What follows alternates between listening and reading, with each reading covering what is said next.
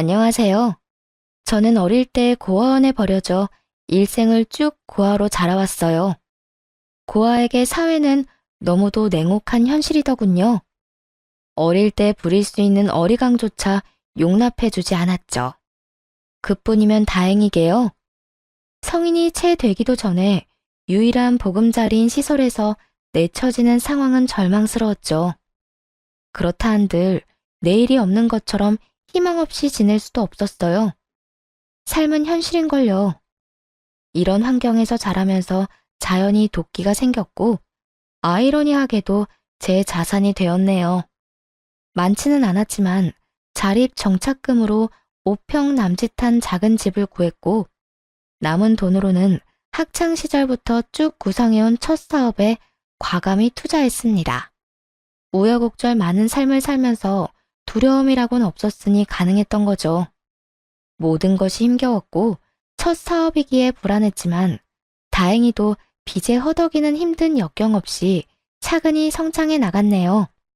물론 시행착오도 수도 없이 겪었지만요. 그런 시행착오 끝에 30이 다 되어서야 사업은 안정적으로 자리를 잡았어요. 남편은 사업을 막 시작했을 때 뽑은 첫 직원이었어요.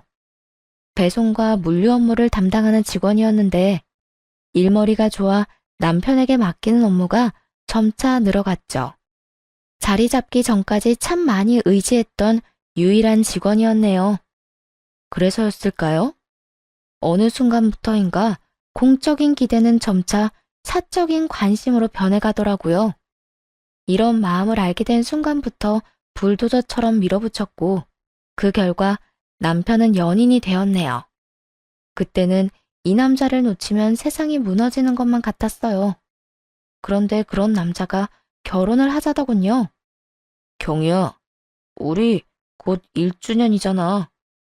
연애 기간 1년이면 이제 딱 좋은 것 같다는 생각이 들어. 응? 대뜸 무슨 말이야. 설마 1년 연애했으니 연애 휴식기를 갖자. 뭐 이런 말을 하고 싶은 건 아니지? 그럼 나 너무 속상하고 슬픈데? 아니, 연애 휴식기가 아니라 연애는 그만 끝내자. 우리 이제 연애 말고 결혼하자. 내가 더 잘할게. 이 몇 마디가 왜 그리도 설레었는지 모르겠어요. 고백을 받자마자 시모에게 결혼 승낙을 받기 위해 인사를 갔네요. 시모의 첫인상은 그야말로 완벽했어요. 자상하면서도 또 소녀 같은 그런 분이었거든요. 그런 시모가 제 손을 부여잡고는 남편을 거둬줘서 고맙다고 어찌나 인사를 하던지. 사람 구실도 못하고 지내던 남편이라 걱정이 이만저만이 아니었는데 절 만나고부터 확 바뀌었다면서요. 그땐 반가운 마음에 인사치레를 그렇게 하는 거라 여겼죠. 그런 시모가 참 겸손한 사람처럼 느껴졌어요. 그렇기에 이런 사람들과 가족이 된다는 것이 외로이 살아온 제게 하늘이 주는 선물 같았네요. 경희 씨는 우리 집안의 귀한 사람이야. 내가 정말 딸보다 더 귀하게 대접할게요. 감사합니다. 말씀만으로도 가슴이 벅차요. 저도 부족함 없는 며느리가 되도록 노력할게요. 결혼은 나랑 하는데 왜 자기랑 엄마가 눈이 맞고 그래? 첫 만남인에도 죽이 척척 맞는 우리를 보며 남편은 너스레를 떨며 좋아했어요. 하지만 모순적이게도 이런 상황에 덜컥 겁이 나기도 했어요. 고아 출신을 아시고도 지금처럼 대해주실까? 하는 생각 때문이었죠. 결혼이라는 게 첫인상이 좋다고 모든 걸 인정받을 순 없는 거잖아요. 평생 숨길 수 있는 거라면 좋겠지만 어떻게 부모 없이 자랐다는 걸 숨길 수 있겠어요? 한참 좋은 시간을 나눈 뒤 돌아가기 전 큰 용기를 내어 솔직하게 털어놓았어요. 어머님, 그런데 제가 꼭 드릴 말씀이 있어요. 아마 이 이야기를 들으시면 제가 달리 보이실지도 몰라요. 달리 보일 게 뭐 있겠어? 편히 이야기해봐요. 저 고아원에서 나고 자란 고아예요. 낳아준 부모님이 어떤 분인지조차 모릅니다. 그런 저라도 가은 씨와 어머님의 가족이 될 수 있을까요? 시모는 이 말에 놀라 어쩔 줄 몰라 하셨어요. 하지만 놀람도 잠시 시모는 손을 포개어 잡고는 외롭고 힘든 시기를 이겨내고 이렇게 훌륭히 자란 게 대견하다고 다독여주더군요. 네, 시모는 고아 진경이가 아닌 사람 진경이로 봐주신 멋진 분이었어요. 하지만 시댁 식구 전부가 절 마음에 들어하는 건 제 욕심이었나 봐요. 남편의 하나뿐인 동생인 신우는 제가 고아라는 사실을 뒤늦게 알고는 반대했어요. 그래서 신우로 인해 결혼 전 마음 상한 날도 있었고요. 오빠가 뭐 부족한 게 있다고 고아랑 결혼을 해? 부모가 어떤 사람인지도 모르는 사람을 왜 가족으로 받아들이냐고? 너 말 조심해. 혼자 힘으로 열심히 살아온 사람이야. 네가 그렇게 함부로 판단할 수 있는 여자가 아니라고. 오빠는 창피하지도 않아? 어디 가서 대접도 못 받을 출신 여자를 아내로 맞이한다는 게. 아가씨, 저 아가씨 마음 충분히 이해해요. 하지만 고아라는 이유로 무조건 반대만 하지 말고 평범하게 느끼고 봐줬으면 좋겠어요. 언니라면 그게 될 것 같아요? 왜 우리가 언니 때문에 남들에게 손가락질 받을 일을 감내해야 하는데? 저는 창피해서 싫어요. 평범한 사람으로 자라지 그랬어요, 그럼? 신우의 말에 더 분노한 건 시모였어요. 그런 마음으로 사람을 대하면 안 된다고 크게 나무라셨죠. 그러면서 신우가 아직 어려서 표현이 서툴러 그런 거라며 너무 마음에 담아두지 말라고 위로해 주셨고요. 가연이 너 말 가려 못해? 엄마가 널 이렇게 가르쳤니? 뒷배경이 아닌 사람을 볼 줄 알아야지. 네가 한참 어린애도 아니고 이게 무슨 무례야? 엄마까지 정말 왜 이래? 언제는 부족함 없는 사람에게 시집장가 보낼 거라며. 그게 하나뿐인 엄마 꿈이라며. 그래, 부모 없이 자란 가여운 애지만 내 아들보다 부족함 없는 사람이 바로 경이잖니.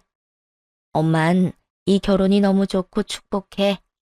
그러니까 딸, 너도 그런 마음으로 축하해줘.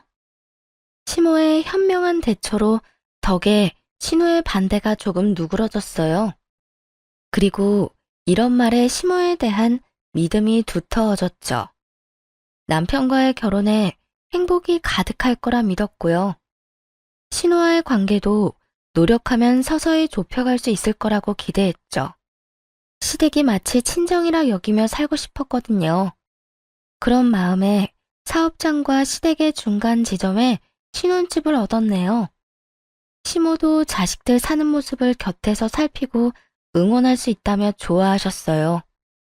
이런 애정 어린 관심 덕일까요? 결혼한 지 얼마 되지 않아 임신하게 되었네요. 하지만 10개의 물속은 알아도 1개의 사람 속은 모른다고 하던가요? 마음 따뜻하고 정 많은 분이라고 철석같이 믿었던 시모의 민낯을 알기까지는 얼마 걸리지 않았습니다. 시작은 시모에게 첫 용돈을 챙겨드렸을 때였어요. 시모가 일하던 직장에서 승진하게 되어 선물을 해드리고 싶었거든요. 당시에는 시모의 취향을 잘 몰라 선물 고르기가 까다롭고 어려웠죠. 그래서 필요하신 걸 사실 수 있도록 넉넉히 용돈을 드려야겠다는 생각에 300만 원을 챙겨드렸어요. 금액을 보고 크게 놀라셨지만 그만큼이나 좋아하시는 모습에 뿌듯함을 느꼈죠. 그런데 처음부터 너무 큰 돈을 챙겨드렸던 걸까요? 그 후로 시모는 은근히 용돈이 필요하다고 표현해 오더라고요. 스카프가 다 낡았네.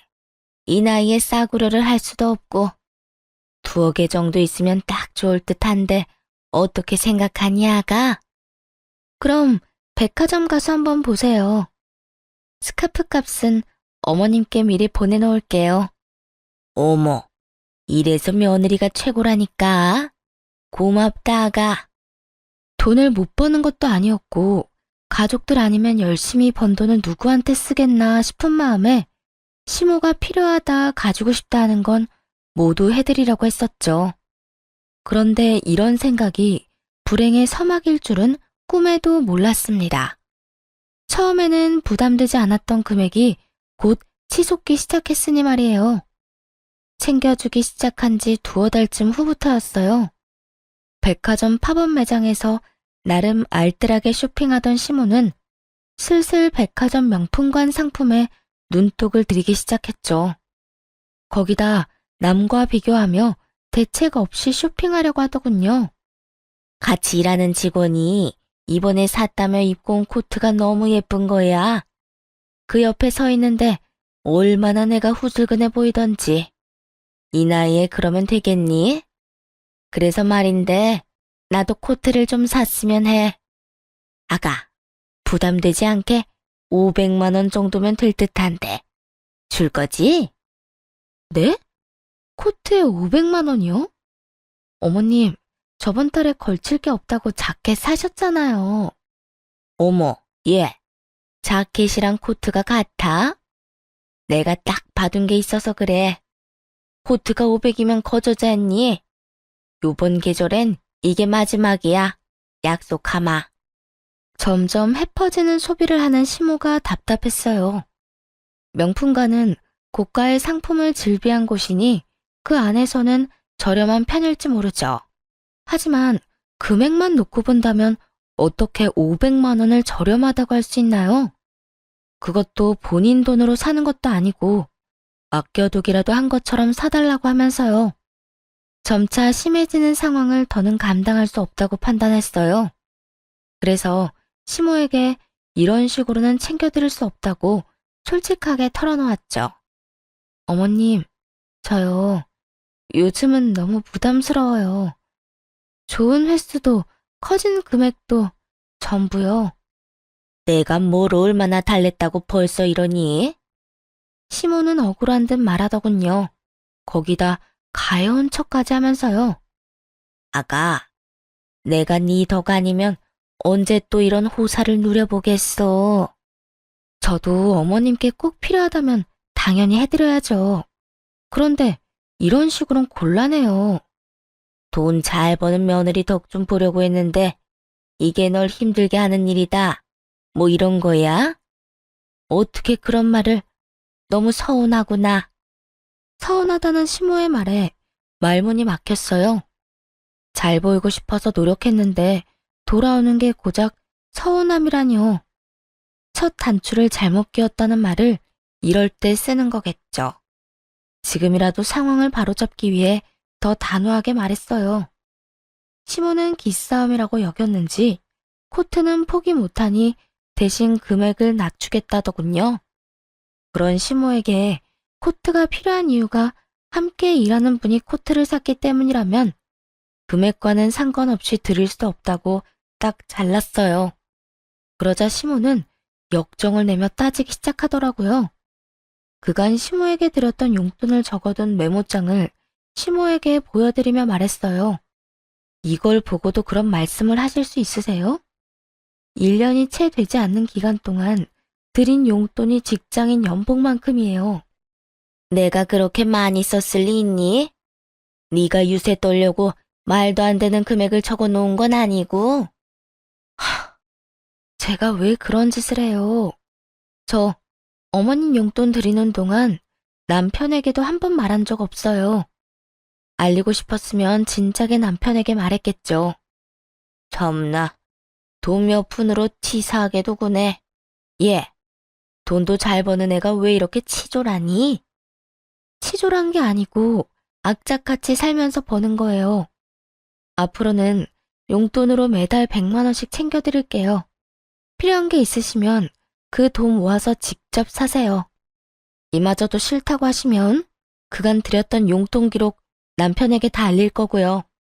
용돈을 매달 드린다고 했는데도 뭐가 그리 불만인지 시모는 그날부터 태도가 확 돌변했어요. 매달 드리기로 한 용돈을 드리는 날마저도 비꼬며 비아냥대기 일쑤였죠. 세상 참 좋아졌어. 보아가 사장도 돼서 시부모 용돈을 100만 원씩이나 주고 말이야. 이 눈치 없는 남편은 그런 말을 듣고도 바보 같은 소리를 하더군요. 진짜? 엄마는 좋겠다. 며느리가 용돈을 그렇게나 주고.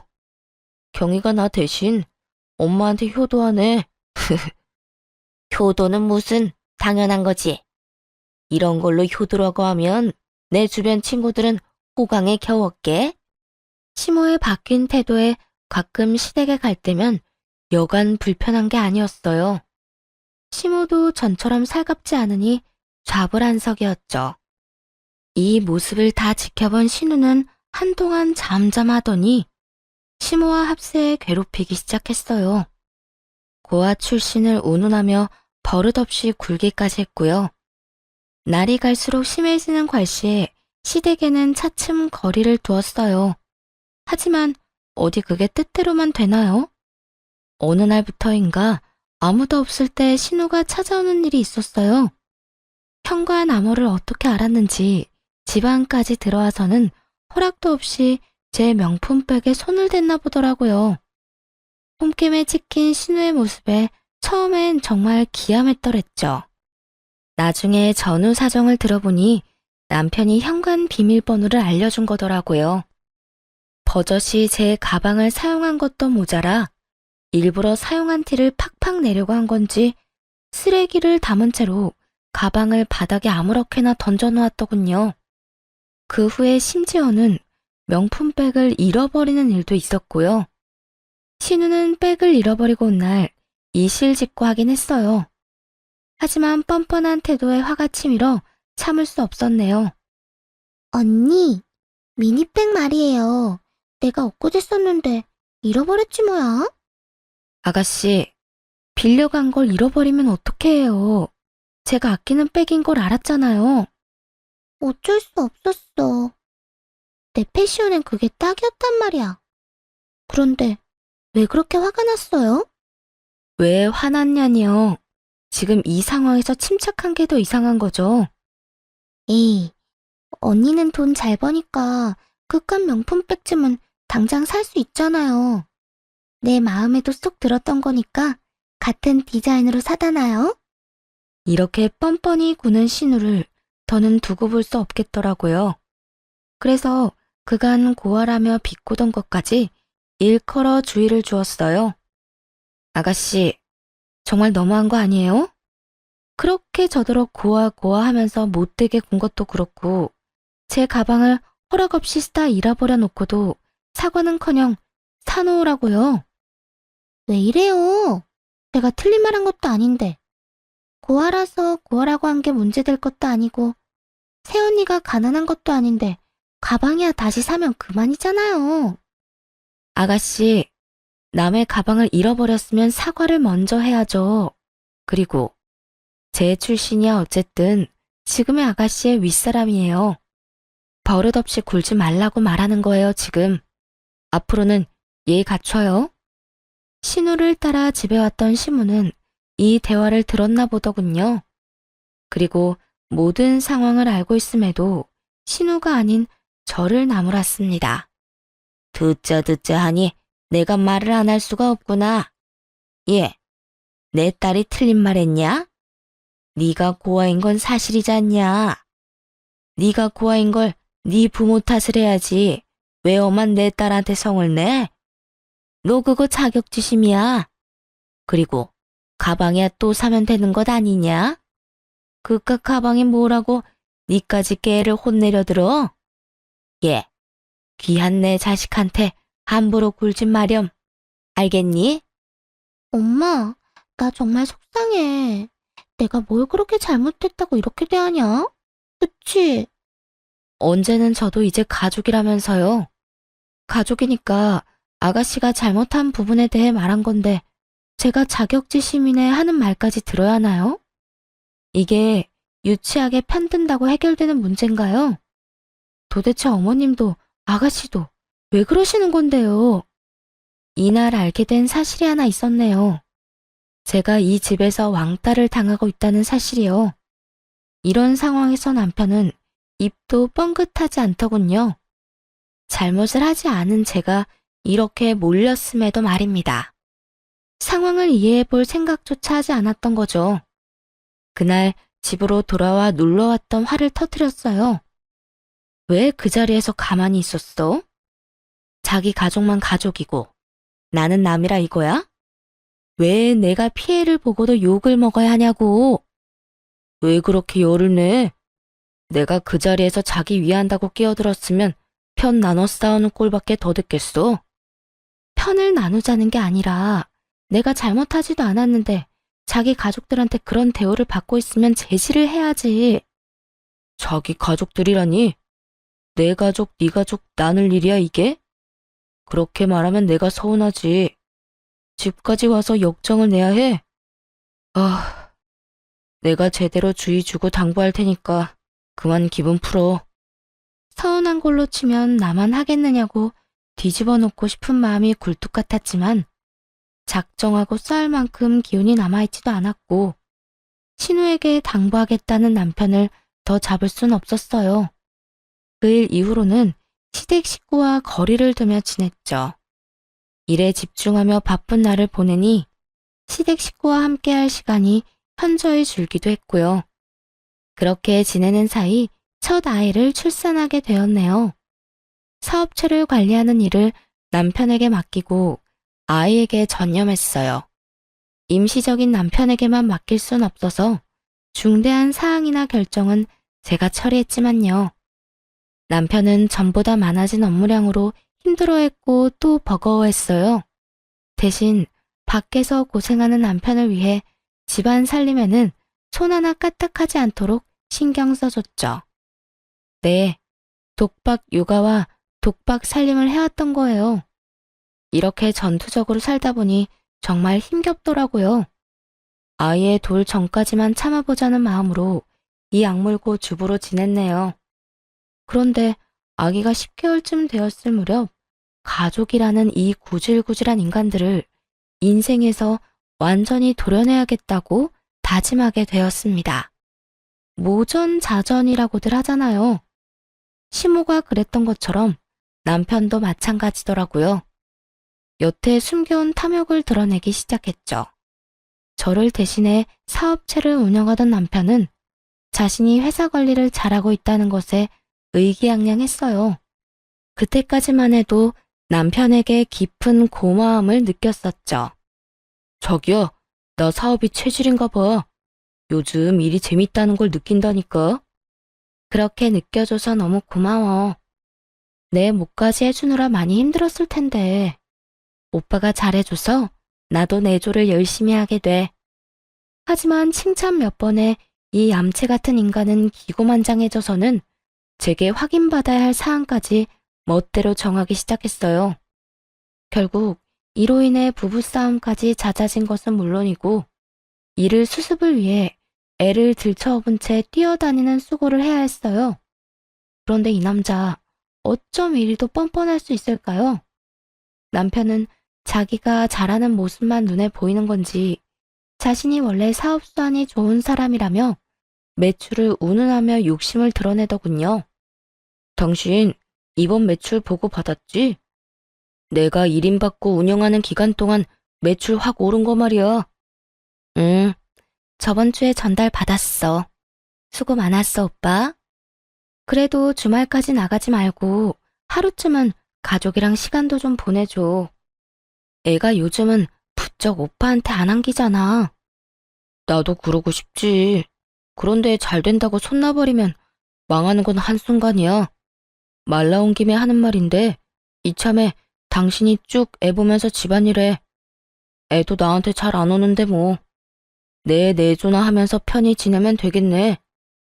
회사도 회사 직원들도 그 편이 훨씬 좋잖아. 사장이라고는 해도 당장 일 못하는 당신보다 소원 좋은 애가 나을 것 뻔하고.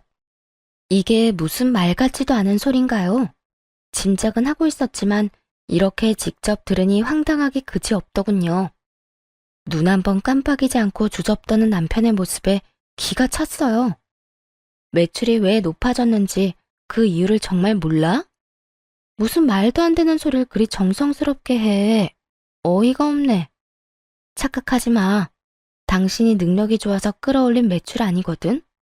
그리고 애가 평생 젖먹이도 아닌데 내가 애만 끼고 있을 건 또 뭐야? 정 니일 내일 선 긋고 싶은 거면 앞으로 당신이 주부로 지내면 되겠네. 넌 무슨 말을 그따위로 해? 내가 그간 노력한 수고를 그렇게 무시하고 싶냐? 회사에 도움되는 건 나야. 회사를 차리기만 했지 네가 한 게 뭐냐? 이만큼 키워놓은 건 전부 내 노고잖아. 그렇게 자신만만하면 내 밑에서 일하지 말고 당신 일을 차려서 하지 그랬어? 그럴 배포도 없으면서 이제와 무슨 헛소리야. 그래서 지금이라도 잘해보겠다잖아. 그런데 아내라는 사람이 이리 해박 놓으면 되겠냐? 나한테 회사 넘기면 엄마나 동생도 널 고아라고 깔보는 짓도 안 할 거 아냐. 되려 너한테 고마움을 느끼고 잘해주겠지. 넌 사업하던 애가 그런 계산도 안 돼? 이게 다 전부 너한테 좋은 일이라는 걸 왜 몰라? 이 무슨 어린애 말장난 같은 소리인가요? 모든 청춘을 쏟아부어 읽어온 제 이름의 사업체에 낯짝 두꺼운 인간이 숟가락만 얹으려는 거면서 말이죠. 마치 자기가 다 이뤄낸 성과인 것처럼 말하는 것도 우스운데 자기 가족을 들먹이며 이제라도 이쁨 받으려면 사업을 넘겨주라뇨? 이러려고 제 모든 걸 걸고 키운 사업이 아닌데 말입니다. 경솔하게 나불거리는 남편의 주둥이에 화가 솟구쳤어요. 당장이라도 이 인간의 머리채를 잡고 싶은 심정이었죠. 본때를 보여줘야겠다는 생각에 집안을 엎으려던 그 순간 도어락 소리가 들리더니 현관이 덜컥 열리더군요.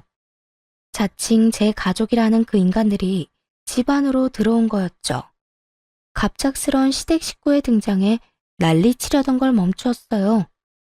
어머님, 아가씨, 갑자기 연락도 없이 집에는 무슨 일이세요? 내가 불렀어. 타이밍 딱 맞춰 잘 왔네. 갑자기 그게 무슨 말이야? 나한테 얹을 일도 없었잖아. 가족이 집에 오는데 꼭 말을 해야 해. 이 중대한 사항을 우리 둘의 의견으로만 결정할 수는 없잖아. 그래서 가족 회의를 좀 해볼까 싶어서 불렀지. 놀러 오라더니 어떤 중대한 사항? 너희 무슨 일 있는 거니? 저는 물론 시모와 신우까지도 가족 회의라는 소리를 듣고 당혹스러워했어요. 남편만이 아랑곳 않고 말을 이어갔죠. 오늘 가족 회의 주제는 자신이 사업체를 넘겨받아 운영하는 것에 대해서라더군요. 이 말을 들은 시댁 식구는 눈빛이 싹 돌변하더라고요. 이렇게 뜸들일 게 아니라 어서 앉아 이야기를 나누자는 듯 손짓하며 자기들은 자리에 앉고 저더러는 과일을 좀 내오라는 시모. 그리고 신나서는 그 뒤를 따르는 신우까지.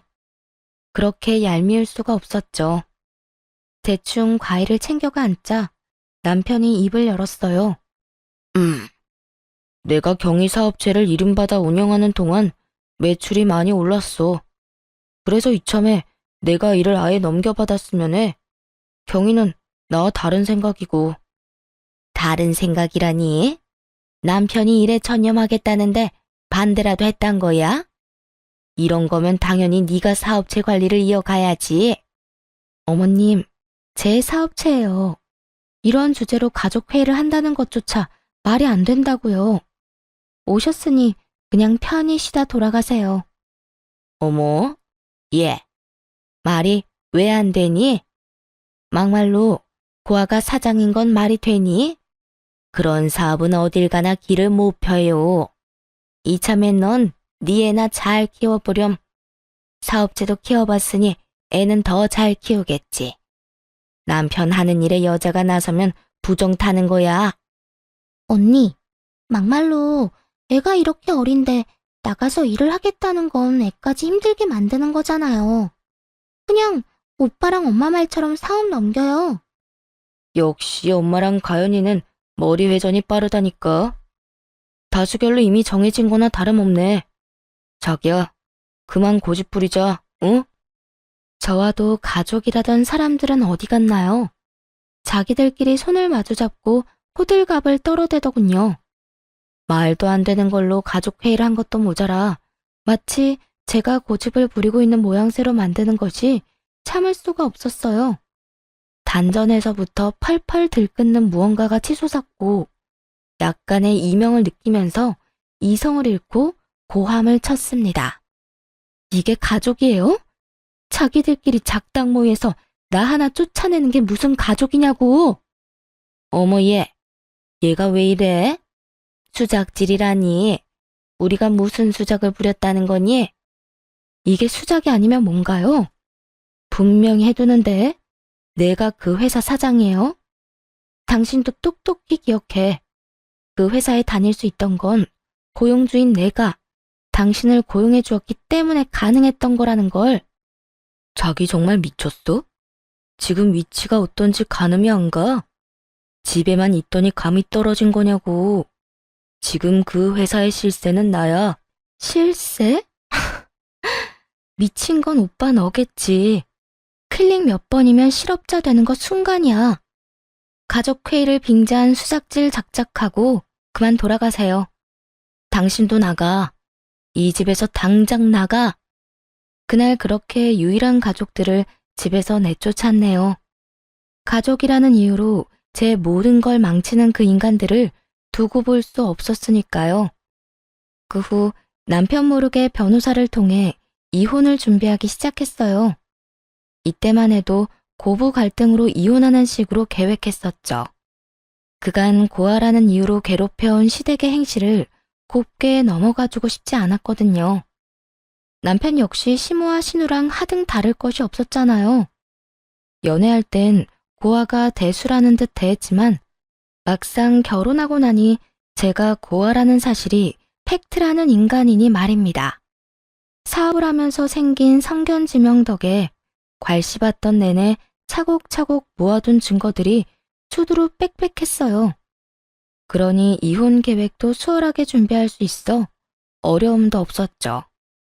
이혼 소송은 꽤 기간이 필요하다고 하기에 그동안은 남편이 덕본 것들을 하나씩 차근히 빼앗아 오겠다 마음먹었어요.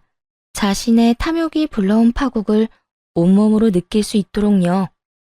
가장 먼저 한 일은 제 회사에서 당장 해고하는 것이었네요. 물론 해고장은 남편이 지내고 있던 시댁으로 보냈고요. 아니나 다를까 그 서류를 받자마자 남편은 곧장 찾아왔어요. 비밀번호를 바꿔서 들어오지도 못하고 현관문을 두드리며 어찌나 고함을 쳐대던지. 야, 문 열어. 문 안 열어? 네가 뭔데 날 잘라? 내 회사야. 내가 이끌고 있던 내 회사. 니까짓 게 뭔데 날 잘라? 가소롭기 짝이 없었죠. 그 인간에게 대꾸하기 위해 인터폰을 눌렀어요. 네 회사? 주제 파악을 여전히 못하네. 잠깐 사장실에 엉덩이 좀 걸쳤다고 진짜 네 거라도 된 줄 알아? 내 청춘 다 바쳐서 내가 세운 내 회사야. 넌 그저 남의 것을 탐내는 도둑일 뿐이고. 더 소란 피우지 말고 돌아가. 사람 부르기 전에. 야! 진경이, 네가 어떻게 나한테 이래? 어떻게? 이러고도 우리 관계가 무사할 것 같아? 내가 왜 너랑 결혼까지 했는데? 내가 왜? 나랑 왜 결혼했는데? 고아인 내가 능력 좋으니까 어떻게 해보려고? 그런데 어떡하나. 내가 고아는 맞지만 사리 분별은 명확해서. 네 배가 아프다 못해 골맞으면 심내 난. 남편은 그 뒤로도 한참을 소란을 피웠고 결국 경비손에 이끌려 단지 밖으로 쫓겨났어요. 그 모습을 베란다에서 지켜보는데 속이 다 시원했네요. 그리고 남편이 회사에 가 난리를 칠 걸 우려해서 모든 직원에게 일주일 휴가를 주었어요. 일주일 후 직원들 출근에 맞춰 회사에 복직했죠. 그런데 회사가 문 여는 날만 기다렸던 건지 복직 첫날부터 남편이 찾아와 대면하게 된 게 아니겠어요? 눈에 뵈는 게 없는지 저를 발견하고는 아이처럼 떼를 써대는 겁니다. 당장 해고 전으로 모든 걸 다 돌려놔. 내가 무슨 이유로 잘려? 이건 부당해고야. 노동청에 신고하기 전에 원래대로 돌려놓으라고. 그리고 다시 생각해봐. 아니, 제발 좀 내 말대로 좀 해. 내가 왜 그래야 하는데? 정말 끝까지 이럴 거야, 너? 보아라, 나랑 쪽내면 갈 곳 잃은 유기견 신세야. 몰라? 가족 울타리에 속해서 살고 싶으면 자존심 작작 부려? 그 나이에 여태 위치 파악도 안 되면 어떡해? 남편은 날이 선 눈빛을 하고는 잡아먹을 듯 노려보더군요. 하지만 고작 그 정도로 주눅이 들 제가 아닌걸요. 저는 그런 남편에게 눈 하나 깜빡하지 않았어요. 그런 모습이 더 남편을 자극했던 건지 갑자기 멱살을 잡더군요. 태어난 것 자체가 죄라 부모한테 버려진 년을 돈 많은 거 하나 보고 걷어줬더니 이렇게 내 뒤통수를 쳐? 이래서 천한 신분인 것들은 상종하면 안 되는 거야. 너처럼 은혜를 원수로 갚으니까. 모욕적인 말을 쏟아내기 무섭게 우리에게 다가온 한 중년 여성으로 인해 마찰음과 함께 남편의 고개가 돌아갔습니다.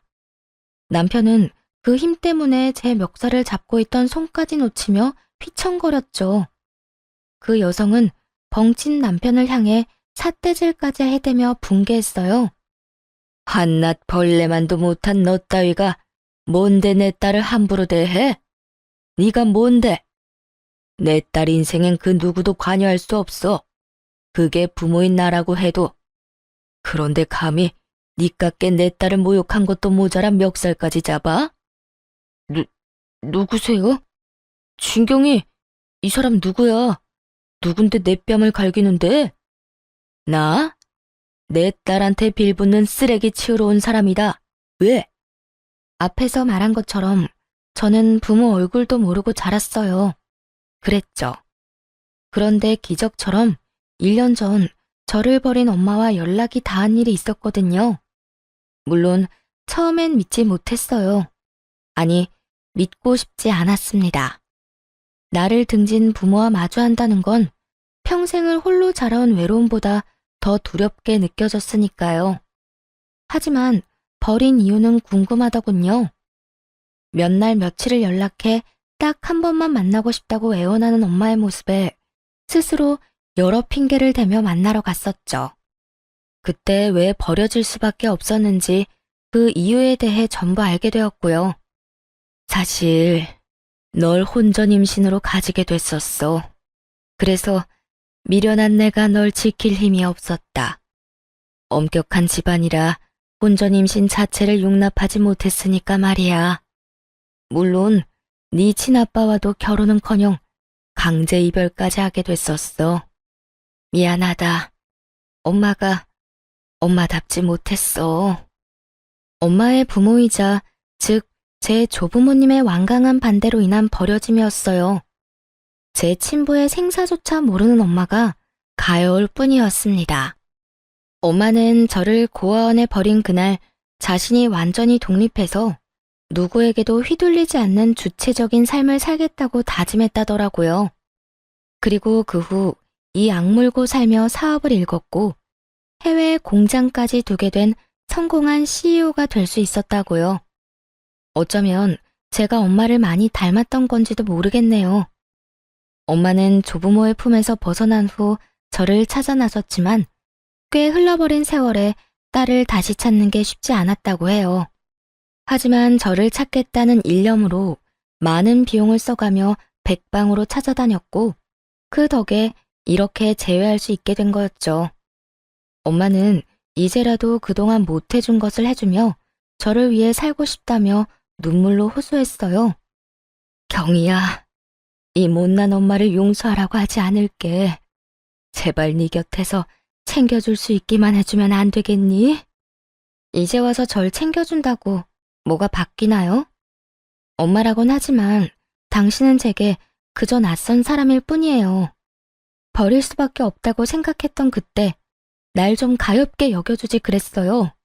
무슨 수를 써서든 품어야겠다고요? 지금 말고 그때 날 책임져야겠다는 그런 포부를 좀 갖지 그랬어. 하지만 당시엔 원망과 깊은 상처로 엄마라는 존재를 거부했어요. 그렇기에 남편에게조차 친모를 만났었다는 사실을 밝히지 않았고요.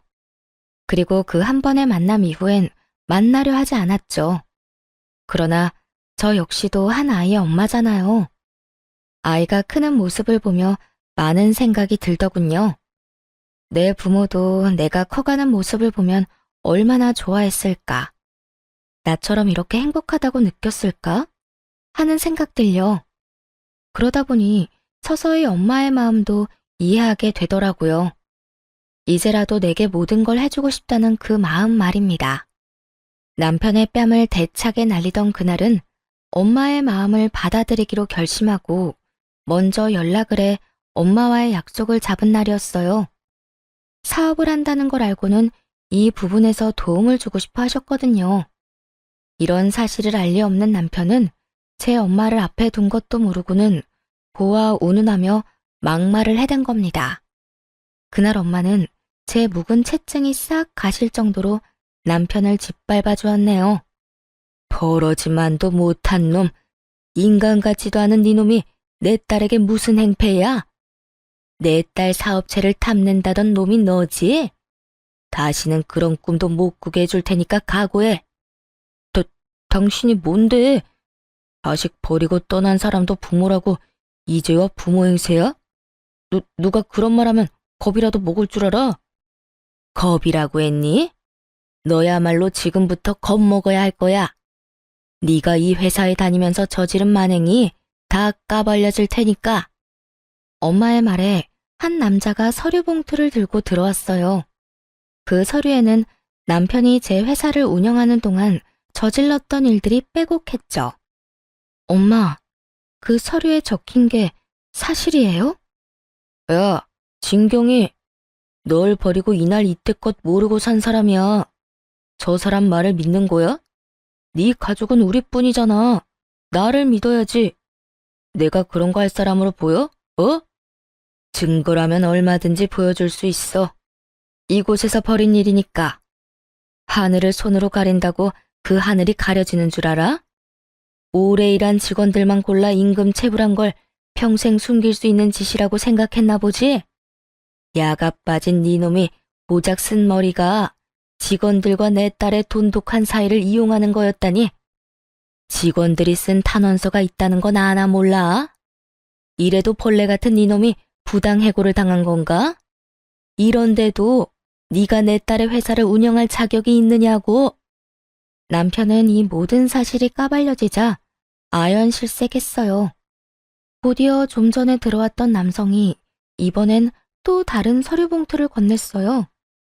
그 봉투 안에는 엄마의 말대로 오래도록 함께 해온 직원들이 한자 한자 눌러 쓴 탄원서가 가득했어요. 그걸 보자마자 부들부들 떨리는 손을 힘껏 올려 남편의 얼굴을 내리쳤습니다. 파렴치한 놈, 어떻게 이럴 수 있어? 체불한 임금으로 설마 네 배를 불렸니? 어? 그 돈 다 어떻게 했어? 다 어쨌냐고? 남편은 자신의 만행이 탄로나니 곧바로 꽁무니 빠지게 도망을 쳐버렸어요. 엄마는 제 사업체를 돕기 위해 이전부터 많은 것을 조사했었고 그 과정 중 남편의 만행까지 알게 되었던 거였더라고요. 엄마의 말에 의하면 남편은 야금야금 떼간 직원들의 월급으로 시댁의 대출을 갚아준 것 같다더군요. 그 말을 듣고 어찌나 창피하던지 얼굴이 붉어졌네요. 그런 하찮은 인간을 그간 가족이라 여기며 믿고 의지했던 스스로가 너무도 미련하게 느껴졌어요. 이제 친엄마도 만나게 된 마당에 이런 지긋지긋한 악연을 이어갈 필요가 뭐 있겠어요.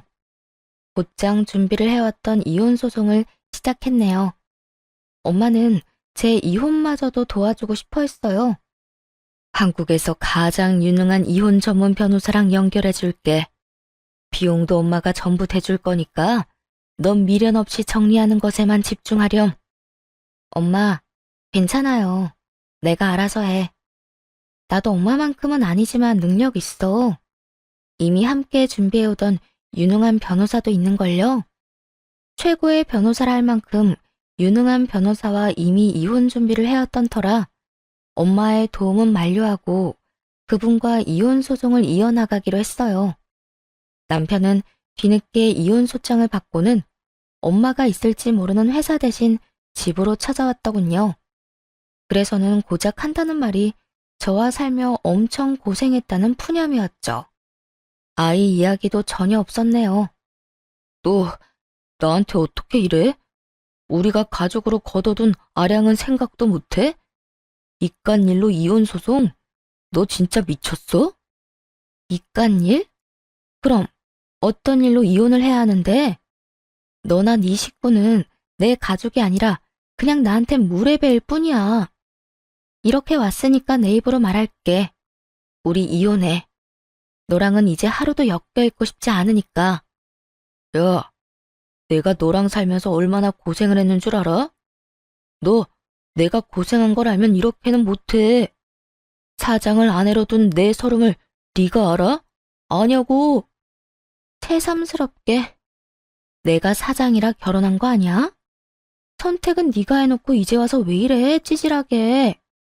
그 서름 이제 훌훌 털면 되겠네. 나랑 이혼하고. 야, 진경이, 너 이제 네 엄마 만났다고 눈에 뵈는 게 없냐? 내가 그깟 회사 좀 넘겨받는 게 그렇게 싫어? 이런 이혼 소송 수작까지 부릴 만큼? 진짜 찌질한 건 내가 아니라 너지. 더 말 안 해. 이혼 소송 당장 취하해. 남편은 자신이 뭘 잘못했는지조차 모르고 있었어요. 이혼하면 그간 누렸던 것들을 못 누릴까 그게 염려되어 난리를 쳐대는 것 같았죠.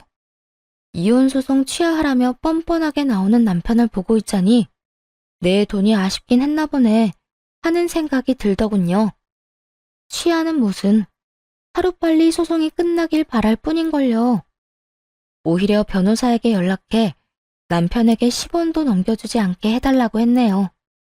시모는 이혼 소송이 진행되고 있다는 사실을 늦게 알았는지 시간이 지나고서야 찾아와선 들들 볶아댔어요. 아가, 너 정말 이혼을 할 참이야? 네가 정말 정신이 나간 거니? 고아인 네가 우리 아들을 버린다는 게 말이나 되냐? 응? 그래, 새언니, 진짜 이성적으로 생각을 좀 해봐. 우리같이 고아인 언니를 받아줄 사람이 또 어딨어? 설마 돈 좀 있다고 남들이 다 우리처럼 호의적일 줄 아는 건 아니지? 이 나이에 고아로 자랐다고 차별하는 사람 만나는 게 더 드물다는 거 모르세요? 제가 고아라고 써붙여 다니면 몰라도요. 그런 되지도 않는 걱정 말고 찾아오지 마세요. 곧 이혼 소송도 끝날 것 같으니까요. 이 인간들은 이혼 소송 끝날 것 같다는 말에 소스라치게 놀라서는 발등에 불 떨어진 양 난리를 쳐댔습니다. 넌 정말 끝까지 마음에 드는 구석이라고는 없구나. 다 끝날 것 같으면 이혼 그까짓 거 하렴. 나라고 고아인 네가 마음에 들어 잡아두려던 건 아니니까. 예, 부부는 공동재산인 거 알지? 재산 분할 제대로 해. 그래, 이혼 그깟게 뭐 흠이라고. 우리 오빠가 언니 대신에 회사 운영했던 몫까지 톡톡히 내놔요. 우리 오빠가 고아인 언니 데리고 살던 것까지 다 돈으로 갚으라고요. 그 밥에 그 나물이라더니 어쩜 남편이고 시댁 인간들이고 이리도 똑같을 수가 있는지 신기할 정도였네요. 재산 분할을 물고 늘어지며 한 푼이라도 더 떼가려고 혈안이 돼서는 그 이후에도 한참이나 찾아와 괴롭혀댔으니 말입니다. 하지만 제 목표는 이 쓰레기만도 못한 인간들에게 티끌만큼의 돈도 주지 않는 거였죠. 재산 분할은커녕 오히려 시모와 신우가 절더러 고아라고 무시하고 헐뜯었던 것과 그걸 보면서도 남편이 방임했던 태도, 그리고 남편이 제 재산을 탈취하려던 의도와 함께 직원들의 임금 체불과 그를 사적으로 활용한 것까지 얹어서 이혼 소송은 승소의 기쁨을 안겨주며 끝났네요. 그뿐이겠어요. 시댁의 못된 행실들 덕에 위자료까지 최대로 받을 수 있었답니다. 다 제가 읽어온 것이니 공동재산이랄 것도 없어 분할할 이유조차 없었고요. 그러나 이대로 끝낼 인간들이 아니었어요. 어떻게든 괴롭힐 요량으로 시모와 신우까지 합세해서는 양육권을 들먹이며 소송하겠다고 난리를 쳐대더라고요. 양심도 없는 년, 낯짝이 두꺼우니 이렇게 사람 물을 먹이지? 너 같은 것이 애를 키울 자격이나 있는 줄 아냐? 양육권 내놔, 양육권. 그 돈이라도 받아먹게. 제 자식을 사기꾼으로 만들고 싶진 않네요. 그리고 경제력도 없는 인간을 뭘 믿고 애를 맡겨요? 미쳤어요? 경제력이 없다니. 경제력은 네가 빼앗아 간 거잖아. 네가 내 인생을 이렇게 꼬아놓은 거잖아. 돌려내. 돌려내라고. 사람이 이렇게 추잡스럽게 미치면 어떻게 해. 내가 빼앗은 게 아니라 네가 죄를 지어서 잘린 거야. 법원에서도 인정한 걸 아직도 이해 못해? 미련에서는.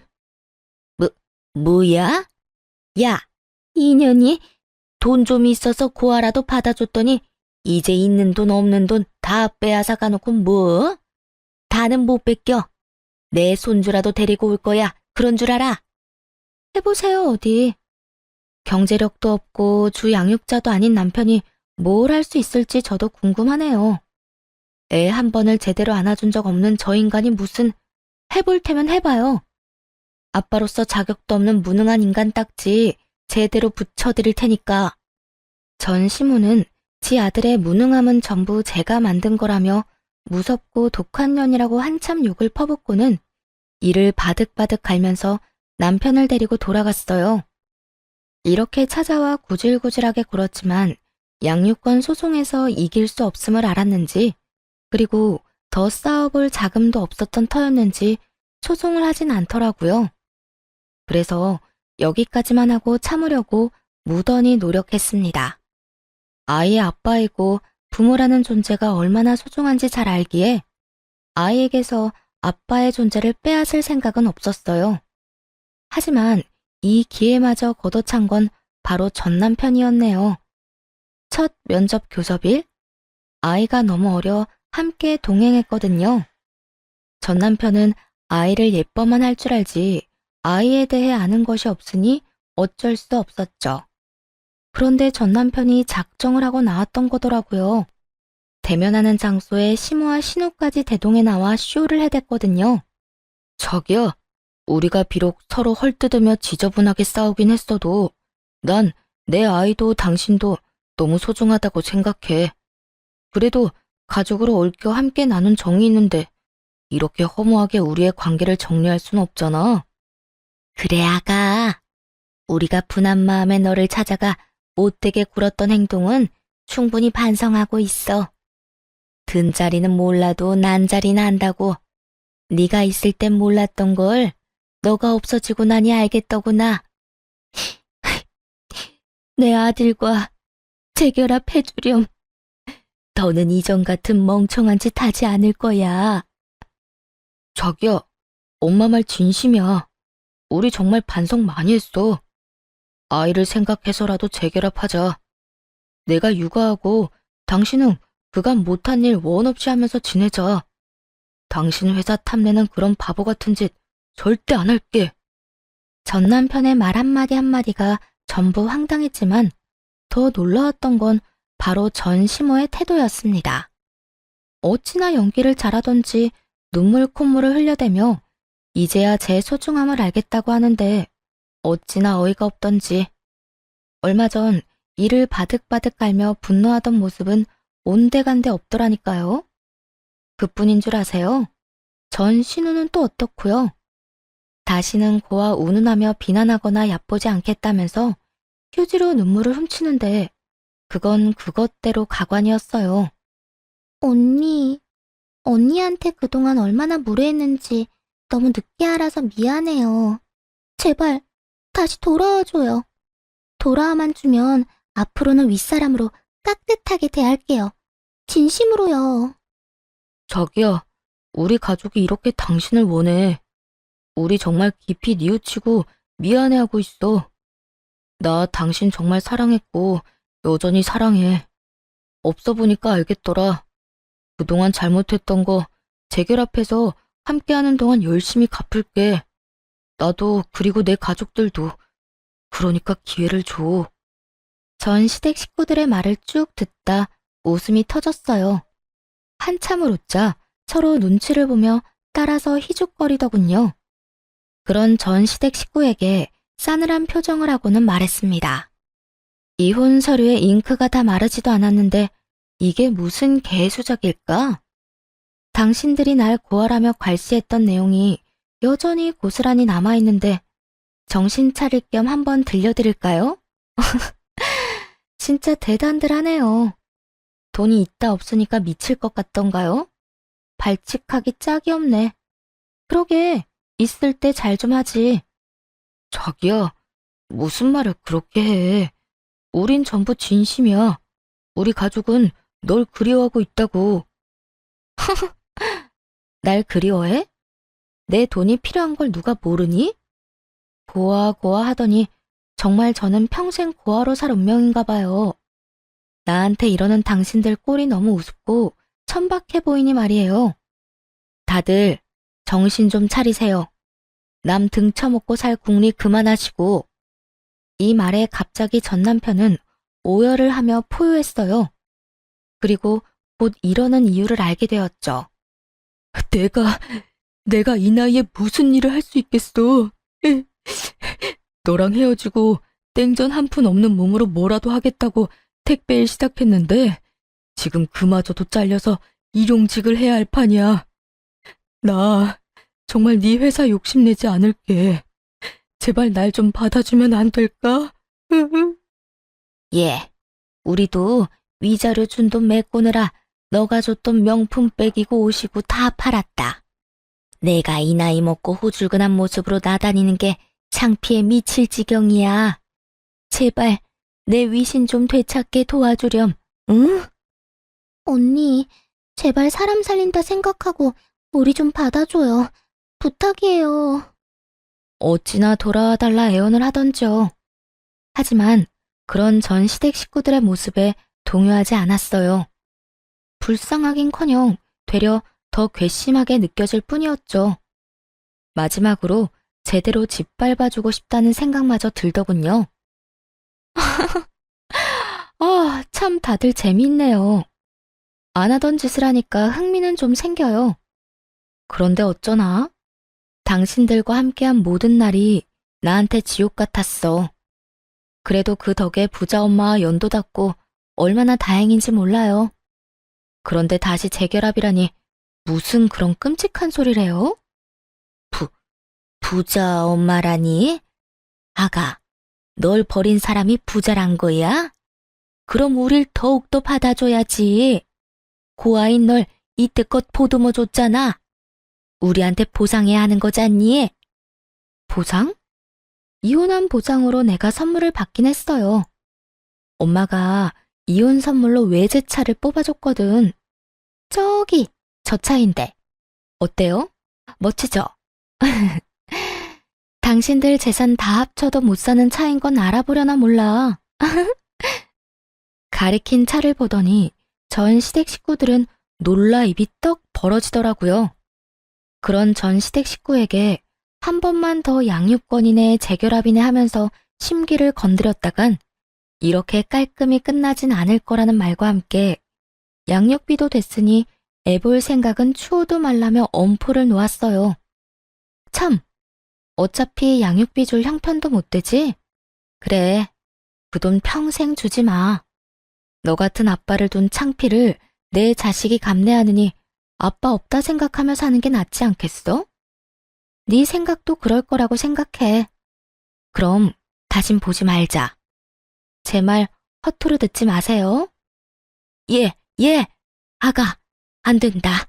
그냥 이렇게 가면 안 돼. 제발 이렇게 모질게 굴지 말아주렴. 제발. 자기야, 생각을 좀 돌려줄 순 없어? 어? 그래도 우리 애인데 이게 무슨 말도 안 되는 소리야.